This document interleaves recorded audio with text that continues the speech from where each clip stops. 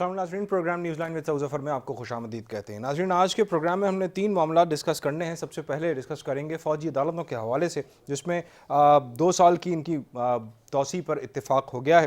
फ़ौजी अदालतों की मुद्दत में 2 साल के लिए तौसी कर दी जाएगी और मुल्क की जो तमाम कौमी असम्बली में जो पार्लिमानी जमातें हैं उन्होंने इस पर इत्तेफाक किया है। 10वां इजलास आज कौमी असम्बली के स्पीकर सरदार अयाज सादिक की सरबराही में पार्लिमानी जमातों का हुआ, जिसके बाद मीडिया को ब्रीफिंग देते हुए अयाज सादिक साहब ने बताया कि फ़ौजी अदालतों को 2 साल की तौसी देने पर मशरूत इत्तेफाक हुआ है और फ़ौजी अदालतों से मुताल्लिक़ जो पाकिस्तान पीपल्स पार्टी के 9 नुकात थे उनमें से 4 पर इत्तेफाक हो गया है। जुमे को कौमी असम्बली के इजलास में फ़ौजी अदालतों के कानून में तरामीम पेश की जाएंगी, पीर को कौमी असम्बली और मंगल को सेनेट से इस बिल की मंजूरी ली जाएगी। इसी हवाले से गुफ्तगू का आगाज़ करते हैं। हमारे साथ इस वक्त मारूफ दिफाई तज्ज़ियाकार कर्नल रिटायर्ड सैयद नुमान अजीज़ साहब टेलीफोन लाइन पर मौजूद हैं। कर्नल साहब, क्या लगता है आपको, कौमी असम्बली में जो पार्लिमानी जमातें हैं इन्होंने इजलास मुनक़िद किया एक और जो 10वां इजलास था और फिर अब बिल आखिर इत्तेफाक राय हो गया है, मशरूत इत्तेफाक राय है, कुछ नुकात जो पीपल्स पार्टी के थे वो भी शामिल किए गए और फिर बाकी बातें मानने के बाद अब 2 साल की तौसी की जाएगी। आपको क्या लगता है मुल्क की मौजूदा सूरत हाल इस बात का तकाजा कर रही है कि फ़ौजी अदालतें ज़रूरी हैं इस मुल्क में? कर्नल साहब से रब्ता दोबारा से हम कायम करने की कोशिश करते हैं, क्योंकि वो ट्रैवल कर रहे हैं, मैं भी आज शरीक नहीं हो सके, लेकिन टेलीफोन लाइन पर वो आज हमारे साथ होंगे। दूसरी जानिब एक और चीज़ सामने आई है। सेनेट के चेयरमैन हैं मियां रज़ा रब्बानी साहब, उन्होंने ये कहा है कि फ़ौजी अदालतों से मुताल्लिक़ तरमीम पर इत्तेफाक का पढ़कर दुख हुआ है। दूसरी जानिब एतजाज़ अहसन साहब भी, जो पाकिस्तान पीपल्स पार्टी के सरकर्दा रहनुमा हैं, वो ये कहते हैं कि हुकूमत पर एतमाद करते हुए जहरीला घूंट पी रहे हैं। हालांकि जो पीपल्स पार्टी का मौक़िफ़ था कि फ़ौजी अदालतों की इस वक्त मुल्क में ज़रूरत नहीं है, लेकिन फिर भी उन्होंने एक कॉन्फ्रेंस बुलाई थी और फिर कुछ नुकात उन्होंने तय किए थे, जिसमें कई बातें की गई थी कि सेशन जज और एडिशनल सेशन जज भी फ़ौजी जो जज लगाया जाएगा उसके साथ फ़ौजी अदालत में उसकी भी शिरकत होनी चाहिए और वो भी ये तमाम मामला देखे, और फिर अपील करने की भी यहाँ पे प्रोविज़न रखी गई थी कि अगर वो जो भी केस फ़ौजी अदालत में चलता है उसके ऊपर अगर अपील की जाएगी तो वो सेशन कोर्ट में चलनी चाहिए, हाई कोर्ट में चलनी चाहिए। और इसके अलावा ये भी था कि अपनी मर्ज़ी का वकील जो भी मुलजिम है, जिस पर इल्ज़ाम आयद किया है, जिस पर केस चल रहा है फ़ौजी अदालत में, वो अपनी मर्ज़ी का वकील भी रख सकता है। जो चेयरमैन सेनेट हैं मियां रज़ा रब्बानी साहब, वो ये कहते हैं कि फ़ौजी अदालतों से मुताल्लिक़ जो तरमीम पर इत्तेफाक हुआ है इस पर उन्हें दुख हुआ है। दुख क्यों हुआ है? वो ये कहते हैं कि दोबारा फ़ौजी अदालतों से मुताल्लिक़ जो तरमीम पर इत्तेफाक होने की ख़बरों का उन्होंने सुना है, जो पढ़ी हैं ख़बरें, सिर्फ निशानदेही करना चाहते हैं कि 2 साल पहले भी ये तरमीम मंजूर की गई थी, अब हम दोबारा उसी जगह पर आ गए हैं जहाँ 2 साल पहले थे। बात उन्होंने सही की है, लेकिन कहाँ तक ये सच साबित होती है? दूसरी जानिब पूरे ऐवान पर मुश्तमिल जो सेनेट कमेटी है उसमें 21वीं आइनी तरमीम और बिलों पर पेशरफ्त होती, उन्हें वर्किंग पेपर के तौर पर इस्तेमाल किया जाता तो इस सूरत हाल का सामना ना होता, ये कहना है सेनेट चेयरमैन रज़ा रब्बानी साहब का। दूसरी जानिब वज़ीर ख़जाना इसहाक़ डार साहब ये कहते हैं कि फ़ौजी अदालतें किसी भी जमात की तरजीह नहीं और नहीं होनी चाहिए, क्योंकि जमहूरी दौर हुकूमत चल रहे हैं, जमहूरी इस वक्त निज़ाम राइज है, तो जमहूरी दौर हुकूमत में फ़ौजी अदालतों की गुंजाइश नहीं होनी चाहिए। लेकिन ये वक्त की ज़रूरत है, क्योंकि कौम जिस सूरत हाल से गुजरी है इसके अलावा कोई और ऑप्शन हमारे पास मौजूद नहीं था। आपके जज्बात भी आज भी याद हैं। उम्मीद है जिस रोज़ ये बिल मंजूर किया जाएगा आप ऐवान से गैर हाजिर नहीं होंगे। ये मुकालमा था सेनेटर इसहाक़ डार साहब का, जो कि वज़ीर ख़जाना भी हैं, और सेनेट चेयरमैन मियां रज़ा रब्बानी साहब का। दूसरी जानिब एतजाज़ अहसन साहब, जो कि पीपल्स पार्टी के रहनुमा हैं और सेनेटर हैं, उन्होंने ये कहा है कि फ़ौजी अदालतों पर सन 2015 में भी हमारे तहफ़्फ़ुज़ात थे, आज भी हैं, और जो नेशनल एक्शन प्लान है उसके हवाले से उन्होंने ख़ुसूसी तौर पर जिक्र किया है। और वो ये कहते हैं कि 19 नुकात पर नेशनल एक्शन प्लान के जो 20 नुकाती एजेंडा था उसमें से 19 नुकात पर अमल दरामद नहीं हुआ है। हम फिर उसी बिल से डसे जा रहे हैं जिसे नहीं डसा जाना चाहिए। उन्होंने कहा कि हुकूमत ने सेनेट और कौमी असम्बली के अरकान पर मबनी जो नेशनल सिक्योरिटी कमेटी का वादा किया, हुकूमत पर एतमाद इसलिए कर रहे हैं कि शायद हम बहुत सादा और भोले लोग हैं, जिस पर इसहाक़ डार साहब बोले कि आप इतने भी सादा नहीं हैं। बहरहाल ये मुकालमे थे जो आज सेनेट के इजलास में सामने आए, इसके हवाले से फ़ौजी अदालतों के हवाले से और नेशनल सिक्योरिटी के मामले पर हमारे साथ इस वक्त कर्नल नुमान अजीज़ लाइन पर मौजूद हैं, उनसे गुफ्तगू करते हैं। मारूफ दिफाई तज्ज़ियाकार हैं। फ़ौजी अदालतें कितनी ज़रूरी हैं मुल्क की मौजूदा सूरत हाल को देखते हुए। कर्नल साहब, आप क्या समझते हैं, अब कुछ पसोपेश के बाद पार्लिमानी जमातें इस पर राज़ी हो गई हैं कि फ़ौजी अदालतों की मुद्दत पर 2 साल की तोसी होनी चाहिए। आप क्या समझते हैं, वाकई में हालात जो मौजूदा हालात हैं वो ये तकाजा करते हैं कि फ़ौजी अदालतें ज़रूरी हैं? जी सुख साहब, बिस्मिल्लाहिर्रहमानिर्रहीम। आपकी बात बिल्कुल दुरुस्त है कि मौजूदा हालात इस बात का तकाजा करते हैं कि फौजी अदालतें बहुत ज़रूरी हैं और उनका क़याम इस वक्त ज़रूरी है। वो इसलिए नहीं कि हमें अपनी अदालतों पे कोई शक है या कुछ है, वो सिर्फ इस वजह से कि अभी हमारे जो जुडिशल सिस्टम है उसमें कई खामियां हैं, जो कि जब लास्ट टाइम भी अगर आपको याद हो तो जब फौजी अदालतों के क़याम की बात हुई थी तो उन्होंने कहा था कि इन द मीन टाइम हम उन खामियों को भी दूर करेंगे। लेकिन वो खामियां आज तक दूर नहीं हुई। ना गवर्नमेंट की तरफ से सारी पार्टियां ऑल पार्टीज कॉन्फ्रेंस बुलाती हैं, लेकिन वो उन खामियों को दूर करने की कोशिश नहीं करती। वो फौजी अदालतों की खामियां निकालने की कोशिश करती हैं। अच्छा। आपने पहले अपने आप को दुरुस्त करके तो हम किसी नतीजे में पहुंचेंगे, लेकिन हम पहुंचना ही नहीं चाहते हैं। प्रॉब्लली हम अभी तक अपना नेशनल करैक्टर दुरुस्त नहीं कर सके। सही। अच्छा, जो सेनेटर एजाज हसन है पीपल्स पार्टी के रहनुमा, वो एक पॉइंट कहते हैं कि फ़ौजी अदालतों पर सन 2015 में भी उनके यानी पीपल्स पार्टी के तहफ़्फ़ुज़ात थे वो सामने रखे गए थे, और आज भी तहफ़्फ़ुज़ात हैं वो भी सामने रखे गए हैं, और उनके जो 9 नुकात थे, 9 में से अब 4 नुकात मान के हुकूमत ने या पार्लिमानी जमातों ने मिलकर अब एक मुत्तफ़िक़ा मसवदा तय कर लिया है। लेकिन वो एक और बात भी कहते हैं कि नेशनल एक्शन प्लान के 19 नुकात पर अमल दरामद नहीं हुआ। 20 नुकाती तो ये एजेंडा है नेशनल एक्शन प्लान। सेनेटर हैं एतजाज़ अहसन साहब, इंतहाई सरकर्दा सीनियर रहनुमा हैं, पीपल्स पार्टी से ताल्लुक़ है, और इंतहाई मोतबर वकील भी हैं, एडवोकेट भी हैं। आप क्या समझते हैं, सही जानिब निशानदही कर रहे हैं वो नेशनल एक्शन प्लान के हवाले से कर्नल साहब? देखिए, एतजाज अहसन साहब जो थे ना, वो एक बड़े सीजन किस्म के पॉलिटिशियन है। उनकी सियासत पे बड़ी गहरी नजर है जी, और हम उनकी किसी बात को डिनाई नहीं कर सकते, इर्रिस्पेक्टिव उनकी पार्टी एफिलिएशंस के हिसाब से मैं बात नहीं कर रहा, एज अ पर्सन उनकी बात कर रहा हूँ। जो मेरा अपना ख्याल है वो भी यही है कि पहले नेशनल एक्शन प्लान को हमें दुरुस्त करना चाहिए। ये फौजी अदालतें तो उसका एक सब सेक्शन है, उसके एक सेक्शन का भी ये सब सेक्शन है। ये तो बहुत सेकेंडरी या थर्ड नंबर पे ये बात आती है। पहले नेशनल एक्शन प्लान को दुरुस्त करना चाहिए। 20 तो पॉइंट है, हम वो 20 पॉइंट पे भी अमल नहीं कर सकते। वो प्रॉबेबली हमारी सियासी क़यादत की कुछ अपनी सियासी मजबूरियां हैं जिनकी वजह से वो इसके ऊपर अमल नहीं कर सकते। फौजी अदालतें तो फिर बाद में आती हैं, उसमें पीपल पार्टी के हमेशा से तहफ़्फ़ुज़ात रहे हैं। आप 1977 से देख लें और आज तक 2017 हो गया, ये तो हमेशा इनके तहफ़्फ़ुज़ात फौजी अदालतों में रहे। कभी ये सेनेट में जाके इनकी पार्टी लीडर्स रोते हैं, लेकिन वो उस वक्त नहीं रोते जब कोई सेनेटर अफगानिस्तान के बारे में बात करे, उस वक्त तो उनको रोना नहीं आता। उस वक्त जरूर रोना आता है जब फौजी अदालतों की बात होती है। सही है। अच्छा कर्नल साहब, एक और भी चीज़ है, वो ये कि सियासी मजबूरियां आपने जैसे जिक्र किया वो अपनी जगह, लेकिन फिर भी एक पॉइंट पर भले वो इस 20 नुकाती एजेंडा में एक सब पॉइंट हो, लेकिन उस पर मुत्तफिक हो जाना आप समझते हैं ये मुल्की मफाद में बेहतर है? देखिए, रिजर्वेशंस के साथ मुत्तफिक होना, फिर आज सेनेट के चेयरमैन साहब का भी बयान मैंने कहीं पे पढ़ा था कि वो फिर कहते कि हम निहायत हैवी हार्ट के साथ, मतलब वो पॉइंट के प्रूव करना चाहते हैं। मुझे तो समझ में नहीं आता कि वो हमेशा ही हैवी हार्ट के साथ वो कहते हैं हमने इसको ओके किया। लास्ट जो 2 साल पहले भी जब ये आई तो उस वक्त भी उन्होंने यही कहा, लेकिन मैंने आपको जिससे पहले भी अभी बताया कि वो उस वक्त उनको रोना क्यों नहीं आता, जबकि सेनेटर जोन से हैं, सेनेट में बैठ के अफगानिस्तान की तारीफें और पाकिस्तान की आर्मी के अगेंस्ट बोलते हैं। तो ये मेरी समझ से, मैं ये समझने से कासिर हूँ, ना सेनेटर साहब कोई जो हमारे सेनेट के चेयरमैन है वो कोई एक्शन लेते हैं, ना वो इसमें कोई अमल करते हैं। वो सिर्फ और सिर्फ एक रोना जरूर रोते हैं जब फौजी अदालतें कायम होती हैं। ये सेकंड उनका बयान आया है 3 सालों के अंदर फौजी अदालतों के बाद। ये कहीं ये खतरा तो नहीं होता सियासी क़ुव्वतों को या सियासी पार्टियों को या उनके रहनुमाओं को कि कहीं अगर इस तरह के इक़दाम हमने उठाए और हमारे हाथ से ये फौजी अदालतें कायम हो गई 2 साल के लिए, फिर इनका निशाना हम ही बन रहे होंगे आगे जाके, कहीं ऐसा खतरा तो नहीं होता उनको?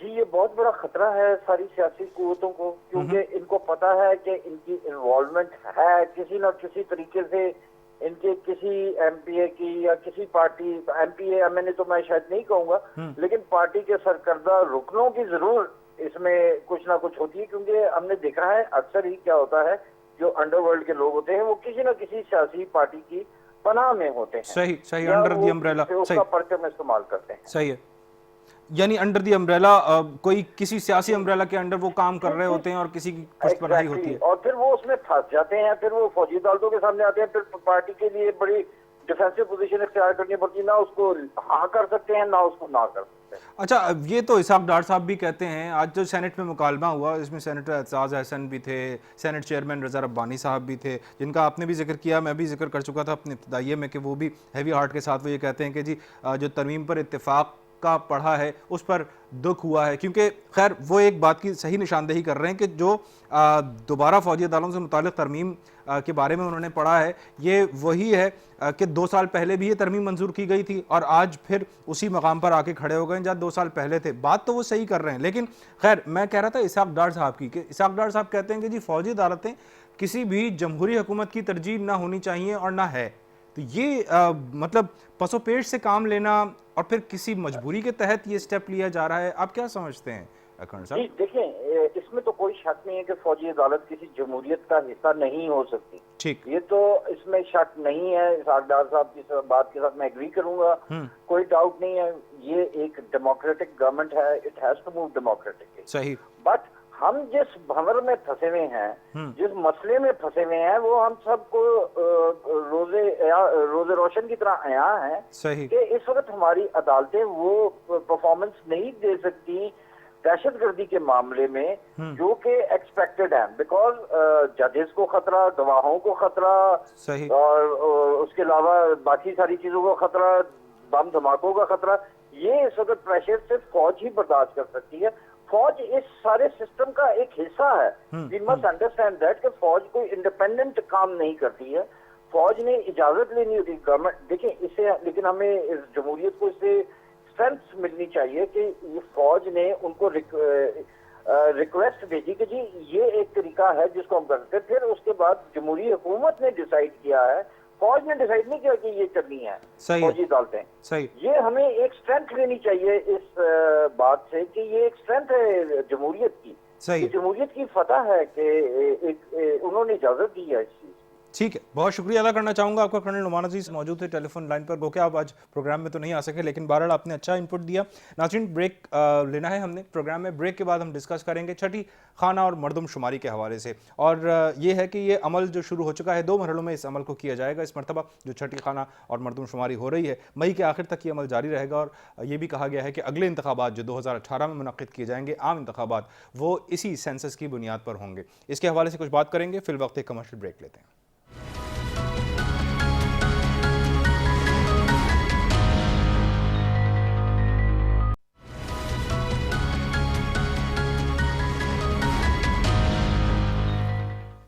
ब्रेक के बाद आपको कहेंगे प्रोग्राम में एक बार फिर खुशामदीद, और प्रोग्राम के इस हिस्से में हमने डिस्कस करना है छठी मरदम और खाना शुमारी के हवाले से।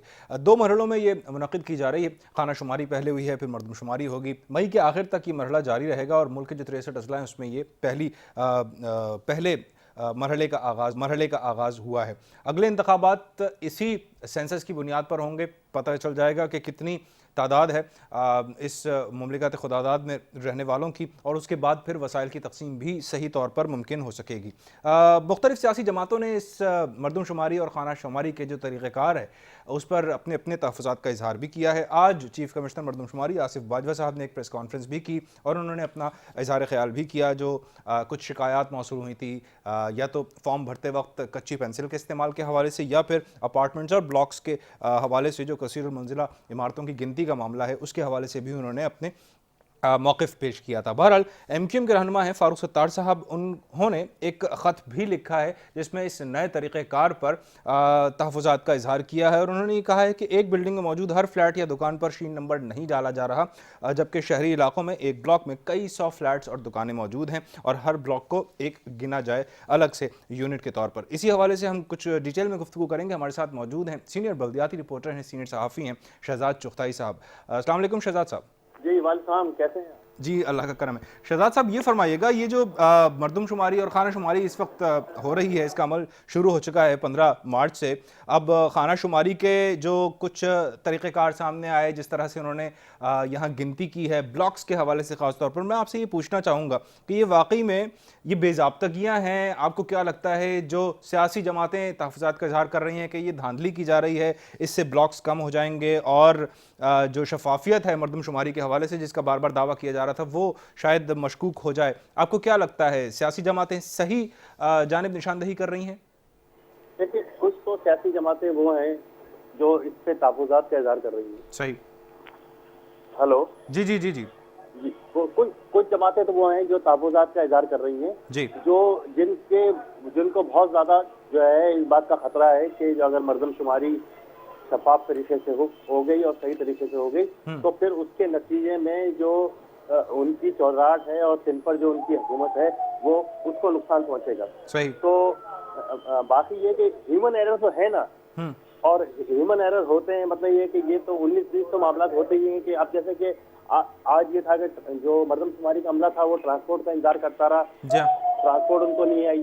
फिर ये कि जो ये ट्रांसपोर्ट अलाउंस था और उनको जो उनका मुशायरा जो है वो अब तक नहीं मिला है, वो उन्होंने जारी कर दिया है, महकमा शुमारियात फेडरल गवर्नमेंट ने जारी कर दिया है, लेकिन वो मुशायरा जो है यहाँ पे क्या कहते हैं सिंध में जो 6 डिप्टी कमिश्नर हैं कराची के, उन्होंने उनको वो मुशायरा दिया ही नहीं है। तो अच्छा, फिर ये कि एक जमात ये एतराज कर रही है कि ये खानाशुमारी गलत की जा रही है और यानी कम शुमारी की जा रही है, कम यानी कि हाउसिंग यूनिट्स को जो है गिना जा रहा है। दूसरी जमात ये कह रही है कि कराची में 1,60,000 जो है ना ज़ेर तामीर इमारतें वो खाली हैं और उनमें कोई नहीं है और उन पे भी निशान लगा दिए गए। तो मतलब ये सियासी जमातें तो अपना किरदार और अपना खेल जो है ना वो खेलती रहेंगी। अच्छा, आप क्या समझते हैं जो फारूक सत्तार साहब ने भी बहरहाल इस जानिब निशानदेही की है, वो ये कहते हैं कि जो नया तरीक़ेकार है इस खाना शुमारी का, उससे ब्लॉक्स की तादाद कम हो जाएगी, क्योंकि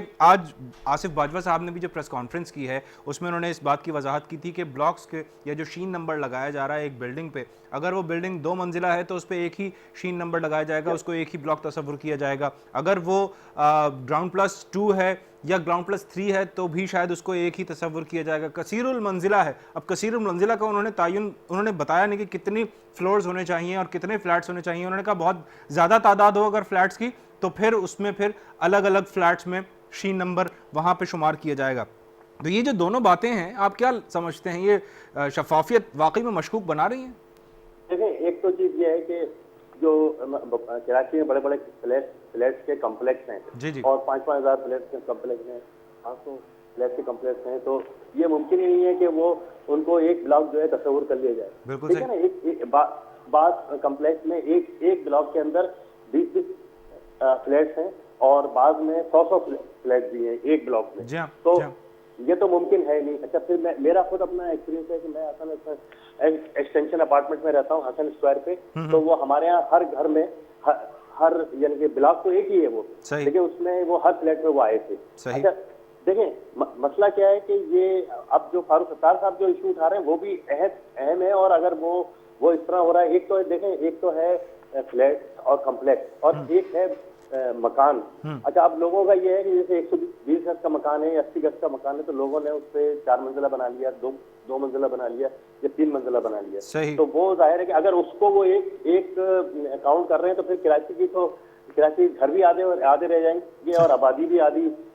तो फिर ये तो लोगों पे मुनहसिर है कि वो इसको पॉइंट आउट करें और जो मरदमशुमारी का अमला आ रहा है उसको बताएं कि भाई ठीक है, निशान तो उन्होंने एक लगा दिया, लेकिन ये कि वो 3 यूनिट तो उसको वो करेंगे ना, जाहिर करेंगे। ब्लॉक देखें, कराची के अंदर 16-17 हज़ार ब्लॉक यानी कि अंदाजन है, ऐसे ही 16-17-18 हज़ार ब्लॉक जो है इंटीरियर सिंध में। तो अगर आप ये ब्लॉक्स पे अगर जाए ना, वैसे आप छोड़ें कि मरदमशुमारी की नतائज क्या होंगी, तो फिर कराची और इंटीरियर की आबादी बराबर है और अल्टीमेट कराची की आबादी इंटीरियर से ज्यादा निकलेगी। उसकी वजह ये कि इंटीरियर में अब कोई रहना नहीं चाहता, इंटीरियर सब लोग शहरों की तरफ आ रहे हैं, सही, हैदराबाद आ रहे हैं, खट्टर आ रहे हैं, कराची आ रहे हैं। सही। तो अच्छा, एक और चीज़ भी है शहजाद साहब, वो ये कि पीपल्स पार्टी की जानिब से भी, या वज़ीर आला सिंध का कह लीजिए, वज़ीर आला सिंध की जानिब से एक ख़त लिखा गया था मरदमशुमारी के अमल को शफाफ बनाने के हवाले से, कुछ तजावीज़ उसमें दर्ज थी। अब मरदमशुमारी के जो ये तजावीज़ जो पेश की गई थी,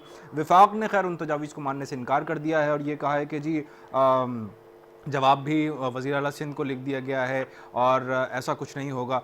एक और मुमकिन तौर पर ये कहा जा रहा है कि पीपल्स पार्टी शायद इस मरदमशुमारी को या खानाशुमारी के अमल को मुतनाज़ बनाने की कोशिश करेगी, मुमकिन तौर पर। इस तरह की अफवाहें हैं, मैं आपसे पूछ रहा हूं।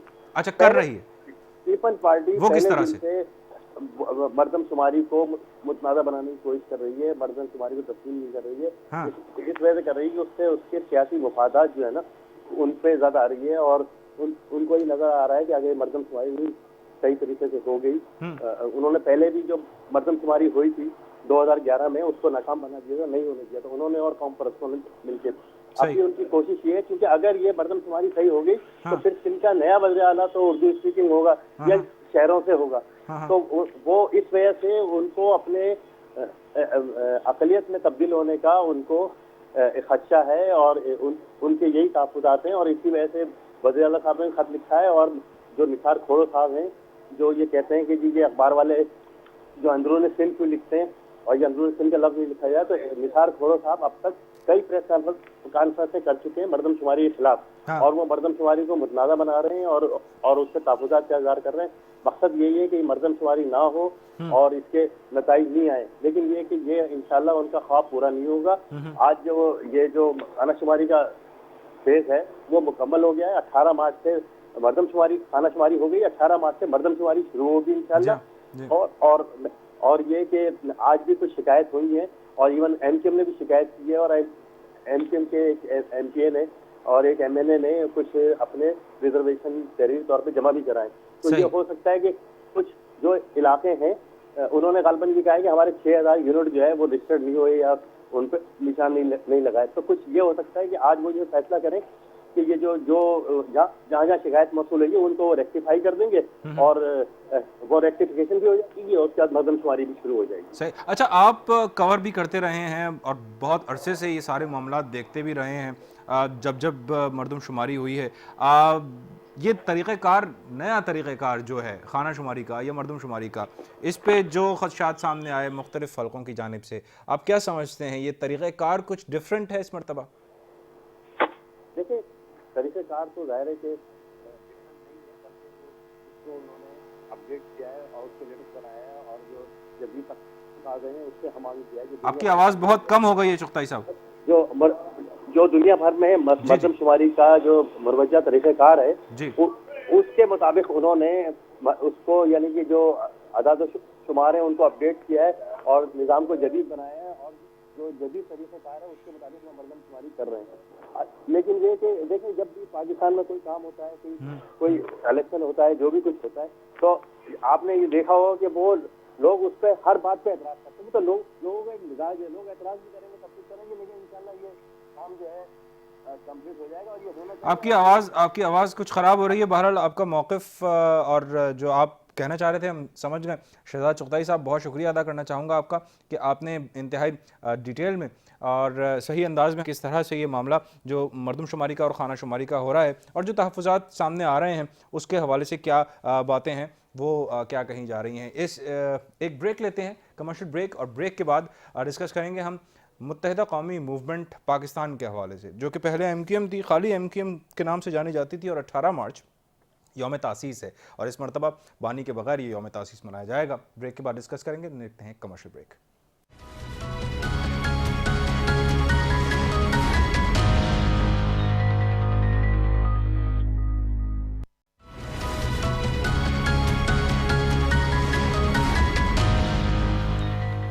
ब्रेक के बाद आपको कहेंगे प्रोग्राम में एक बार फिर खुशामदीद। और प्रोग्राम के इस हिस्से में हम डिस्कस करेंगे मुत्तहिदा कौमी मूवमेंट पाकिस्तान के हवाले से। 18 मार्च इस मरतबा 33वां यौम तासीस मनाएगी मुत्तहिदा कौमी मूवमेंट पाकिस्तान।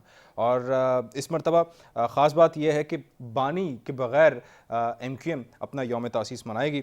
बहरहाल फ़ारूक सत्तार साहब जो सरबराह हैं MQM पाकिस्तान के, वो ये कहते हैं कि दिल शिकस्ता नहीं है, आज भी नज़रें मंजिल पर लगी हैं। मंजिल है क्या? मंजिल 2018 के इलेक्शन है या कुछ और है? इसी के हवाले से बात करेंगे। दूसरी जानिब जो इंसदादी दहशतगर्दी की अदालत में केसेस चल रहे हैं मुख्तलिफ, जिसमें MQM के रहनुमा भी शामिल हैं। कुछ तो MQM के रहनुमा यहाँ मुल्क में नहीं हैं, बैरून मुल्क मुकीम हैं, कुछ कारकुनान और रहनुमा जो हैं वो जेल में हैं, जिनमें सलीम शहजाद साहब जब वतन वापस आए थे पिछले माह, उनको एयरपोर्ट पर ही कराची पे गिरफ़्तार कर लिया गया था पहुंचने पर ही, और उन्होंने ये कहा था कि जी जो दूरियां पाई जाती हैं इस वक्त MQM के अंदर रहनुमाओं के दरमियान और जो ग्रुप बंदी हो रही है, इस को ख़त्म करने के लिए वो कराची आ रहे थे। बहरहाल कराची पहुंचने पर उन्हें गिरफ़्तार कर लिया गया, क्योंकि उनको उनके ऊपर दहशतगर्दों के इलाज में सहूलतकारी का भी इल्ज़ाम आयद किया गया है। और अब ये कहा गया है कि 29 मार्च को अदालत में पेश करने के लिए सलीम शहजाद को पेश किया जाए। दूसरी जानिब बाबर गौरी साहब हैं, वासी जलील साहब हैं, हैदर अब्बास रिजवी साहब हैं और कई रहनुमा हैं जो कि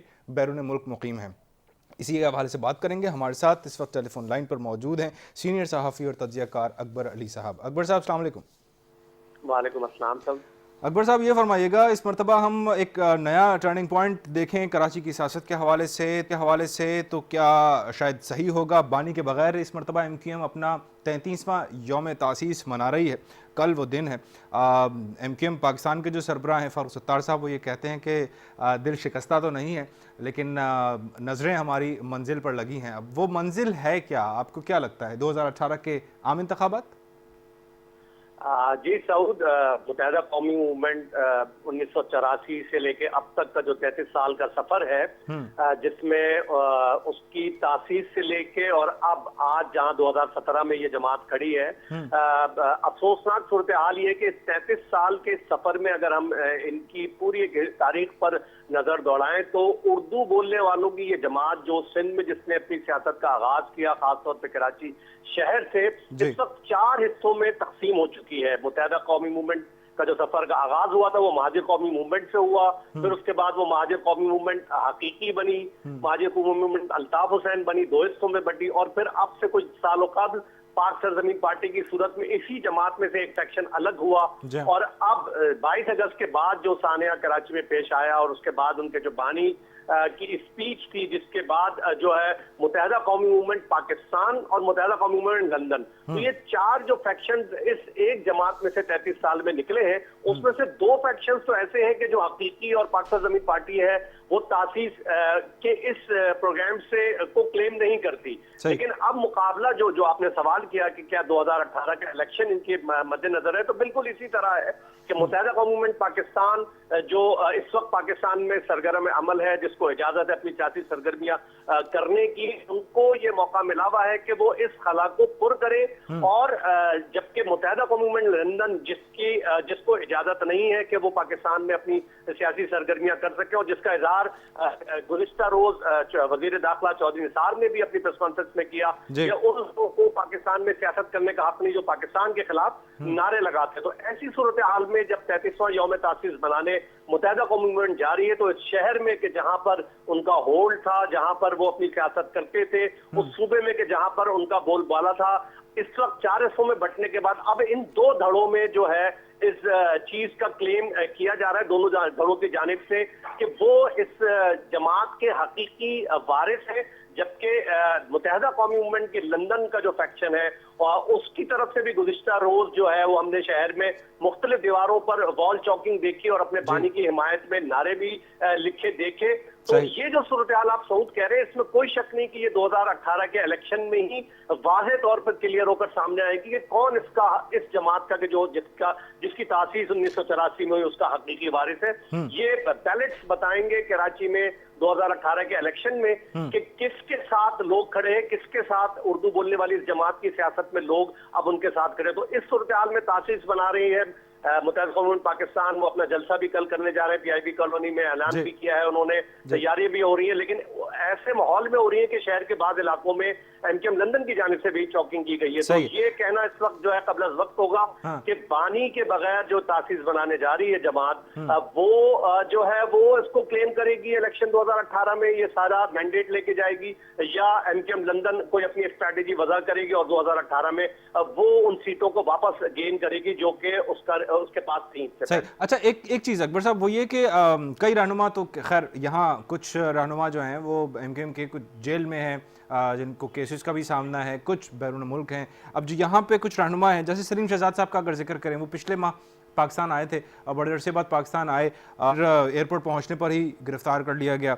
कराची की सियासत में फ़ाल किरदार अदा करने का उन्होंने ऐलान किया था, जब पाकिस्तान आ रहे थे वो आने से कबल ही उन्होंने ऐलान किया था। अगर बिलफर्ज उन्हें रिहाई मिल जाती है तो आप क्या समझते हैं, जो आपने जिक्र किया 4 फैक्शंस एमकेएम के, 3 काम करने के अहल हैं, उसमें 2 सरगर्म हैं, अब इस किस ग्रुप में शमूलियत इख्तियार कर सकते हैं सलीम शहजाद साहब? देखिए, सलीम शहजाद साहब जब पाकिस्तान आए तो उनकी गिरफ्तारी के बाद भी जब उनको पेश किया गया अदालत में तो इत्तफाकन जज ने भी उनको ये बात कही कि आप जब पाकिस्तान आ रहे थे तो क्या सोच कर आए, आपने अपनी कबल गिरफ्तारी जमानत क्यों नहीं कराई? तो उन्होंने यही जवाब दिया कि वो पाकिस्तान जब आए हैं तो वो ये सोच कर नहीं आए थे। उनका ये कहना था जब उन्होंने मीडिया से टॉक किया एयरपोर्ट पे कि वो पाकिस्तान तमाम चीजों को भुलाकर एक नए सफर के लिए आए थे, लेकिन उन्होंने इसका इशारा नहीं दिया कि वो किस फैक्शन के साथ जाकर खड़े होंगे। और दोनों जानिब से मुत्तहिदा कौमी मूवमेंट पाकिस्तान और पाक सरजमीन पार्टी की जानिब से इस बात का वाज़ेह तौर पर डिनाइल किया गया कि उन्होंने उनसे कोई राब्ता नहीं किया आने से पहले और ना ही उनको ज्वाइन करने जा रहे हैं। तो अभी तो फिलहाल वो अपने उन केसेस, उन मुकदमात का सामना कर रहे हैं जो उन पर कायम है। उस मुकदमात से निकलने के बाद वो किस रुख का तयन करेंगे, किस जमात, किस सेक्शन के साथ जाकर खड़े होंगे, ये कहना थोड़ा सा इस वक्त जो है कबल वक्त होगा कि वो कहाँ जाएंगे, क्योंकि इशू पाक सरजमीन पार्टी का और मुत्तहिदा कौमी मूवमेंट अल्ताफ का यही है कि सलीम शहजाद बहरहाल एक एमकेएम में सीनियर पोजीशन पर रहे हैं, उनका अपना एक फाल किरदार रहा है और उनको अकोमोडेट करना दोनों सेक्शंस के लिए थोड़ा सा मुश्किल होगा। 2 और रहनुमा हैं जो यहाँ बैरून मुल्क हैं, यहाँ पाकिस्तान में नहीं है, बाबर गौरी साहब, हैदर अब्बास रिजवी साहब, इनके बारे में अगर पूछना चाहें तो आप क्या कहेंगे? दोनों बड़े वोकल रहनुमा थे और बहुत सरकर्दा कारकुन के तौर पे, रहनुमाओं के तौर पे सामने रहते थे। दोनों खामोश हैं, इन दोनों की खामोशी क्या किसी बात की निशानदेही कर रही है? सऊद, बात यह है कि एमकेएम की जो सियासत इस वक्त जिस तरह से शहर में हमने देखा गुज़िश्ता 2 साल के दरमियान जो कुछ भी हुआ है, ऐसी सूरत हाल में जाहिर बात है जो अफराद मुत्तहिदा कौम की जो सीनियर क़यादत मुल्क से बाहर थी, उनको अगर मुल्क में वापस आना है तो हमने देखा है कि उसका एक ही हल है कि वो एमकेएम लंदन से अपनी लाताल्लुकी का ऐलान करें और वाज़े तौर पर स्टेट के साथ खड़े हो। जब स्टेट एक फैसला कर ले, क्योंकि हमने ये क्राइसिस इससे पहले भी देखे, एमकेएम की क़यादत ने जो बानी है उन्होंने अगर इस तरह की बातें की हैं तो ये कोई नई बात नहीं है, कमोबेश इस तरह की गुफ्तगू पहले भी करते रहे। लेकिन इस दफा जो चीज नई है वो ये है कि हमारे जो एस्टेब्लिशमेंट है, हमारी जो इदारे हैं, उन्होंने फैसला कर लिया है कि अब इस किस्म की सियासत की इजाजत नहीं दी जाएगी और उसकी बहुत सारी वजूहात हैं। उसमें एक सबसे बड़ा मसला सीपैक है।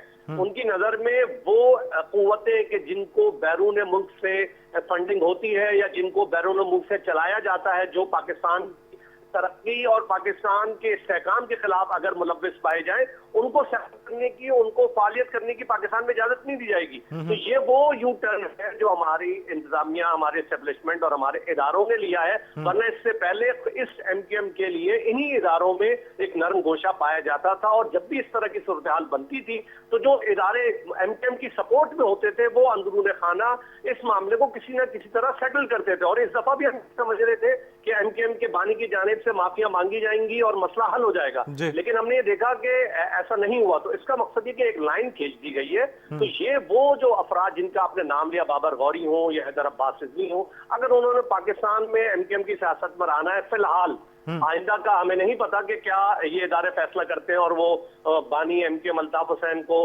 पाकिस्तान में सियासत करने की इजाजत देते हैं कि नहीं देते। लेकिन इस वक्त जो माहौल है उसमें उनको उनसे लाताल्लुकी का ऐलान करना होगा और तभी वो पाकिस्तान आकर अपनी सियासत को जारी रख सके, अगर उन पर कोई फौजदारी मुकदमात ना हुए। सही, आपने एक जवाब तो दिया था, लेकिन अगर मैं दोबारा उसको डिटेल में पूछना चाहूँ कुछ इस अंदाज से कि यौम तासीस इस मरतबा जैसे हम सभी देख रहे हैं इस शहर कराची में जोश खरोश से इतने जोश खरोश से नहीं मनाया जा रहा जिस तरह हमेशा से मनाया जाता रहा है। एमकेएम क्योंकि मैंडेट रखने वाली और यहाँ कराची की नुमाइंदा जमात रही है, 90s के ऑपरेशन के बावजूद भी यहाँ जोश खरोश पाया जाता था। क्या वजह है? सिर्फ बानी की कमी है या कारकुनान नहीं है या फिर इस्टेब्लिशमेंट की तरफ से कुछ मना है? सऊद देखें, बात यह है कि अगर हम इस गुज़िश्ता 2 साल के मामलात को अगर हटा दें, जो कुछ भी 22 अगस्त 23 अगस्त को हुआ उसको भी भूल जाएं और पिछले 10 साल में मुत्तहिदा कौमी मूवमेंट की फालियत जो मुल्क में हो रही है, खास तौर पर वो दौर जब उन्होंने परवेज मुशर्रफ के दौर में एमकेएम के पास शहर भी था, सूबा भी था और उनके पास इख्तिदार भी था, पावर भी थी, तो उन्होंने जो कुछ डिलीवर किया वो सफर है उसमें अगर हम कराची में इंसाफन अगर इसका तजिया करें तो हम देखते हैं कि कराची की वो क्लास जो कभी मुत्तहिदा कौमी उनके साथ खड़ी होती थी वो अब नहीं थी उनके साथ। उन्होंने अपने तासीस पर जितने भी जलसे इस बहरान से पहले के जो अभी बानी के साथ पेश आया, अगर उसका भी हम तजिया करें तो उसमें जो भी शिद्दत रही माजरत के साथ, हो सकता है आप इससे इख्तलाफ करें, हो सकता है मौजूदा तंजीम के लोग इससे मेरी इस बात से इख्तलाफ करें, लेकिन मैंने खुद उन जलसों को कवर किया, उसमें ज्यादातर उनकी जो वर्कर क्लास थी उनको लेबर विंग उसको ये टास्क दिया जाता था कि वो इन जलसों को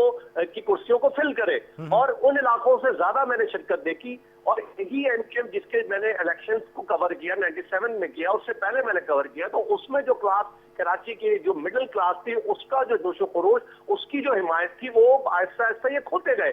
उसकी बहुत सारी वजूहात हैं, हम उसकी उस डिटेल में नहीं जाना चाहते और यही वजह है कि इस वैक्यूम को 2013 के इलेक्शन में किसी हद तक पीटीआई ने कवर किया और यही वैक्यूम अब मौजूद है। एमकेएम पाकिस्तान उसी रविश पे चलना चाहती है कि जो माजी में रही है एमकेएम की, तो उसमें सूरत हाल जो है वो दूसरी होगी। लेकिन अगर हम चाहते हैं कि दोबारा से मैंडेट को अपने साथ खड़ा करें तो उनको अपनी माजी की सियासत पर गौर करना होगा। सही है, बहुत शुक्रिया अदा करना चाहूँगा, इंतहाई तफसीली तौर पर आपने सारा तज्जिया पेश किया अकबर अली साहब। और एमकेएम का यौम तासीस जो कल मनाया जाएगा 33वां यौम तासीस है, बानी के बगैर इस मरतबा एमकेएम अपना यौम तासीस मना रही है और क्या सारे मुहर्रिकात रहे हैं और किस तरह के केसेस भी चल रहे हैं उनके रहनुमा पे, कुछ रहनुमा यहाँ पे मुल्क में मौजूद भी नहीं है, ये सारे हवालों से तज्जिया फरमाया अकबर अली साहब ने। नाज़रीन, अपना फीडबैक हमें ज़रूर भेजिएगा हमारे ईमेल एड्रेस पर। सऊद ज़फ़र को और न्यूज़लैंड की टीम को आज के प्रोग्राम से दीजिए इजाज़त। पीर को आपसे दोबारा मुलाकात होगी, बशर्ते ज़िंदगी। अपना बहुत ख्याल रखिएगा। अल्लाह ने के बाद।